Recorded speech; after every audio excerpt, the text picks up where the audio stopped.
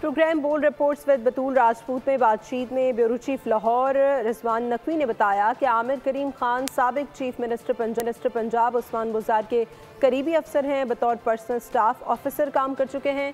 रिजवान नकवी ने बताया कि आमिर करीम को कई सवालात भेजे लेकिन उन्होंने जवाब नहीं दिया। वो खुद बूरेवाला के रहने वाले हैं और उनके भाई कई टाउन्स चलाते हैं। आमिर करीम का अपना ज़ाती बिजनेस इंटरेस्ट है जिसकी वजह से वो काम में रुकावटें खड़ी कर रहे हैं। रिजवान नकवी का कहना था कि आमिर करीम खान ग्रेड 19 के अफसर हैं लेकिन वो ग्रेड 21 की नशिस्त पर काम कर रहे हैं।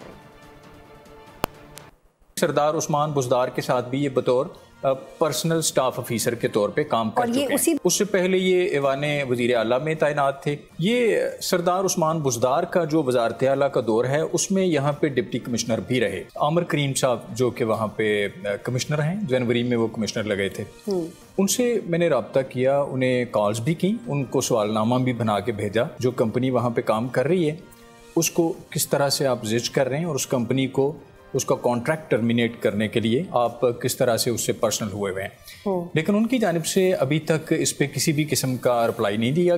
आमिर करीम साहब जो हैं ये चूँकि बूरेवाला के ही रेजिडेंट हैं, बूरेवाला के रहने वाले हैं। बूरेवाला उसी डिवीज़न की एक तहसील है जिसमें वो कमिश्नर लगे हुए हैं और इनके जो भाई हैं वो वहाँ पे टाउन्स भी चला रहे हैं और रिपोर्टेडली उनके अपने बिजनेस इंटरेस्ट भी हैं वहाँ पे अपनी तहसील के अंदर।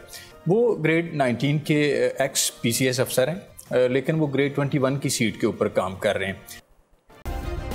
सब्सक्राइब करें और बेल दबाएं ताकि कोई खबर रह न जाए।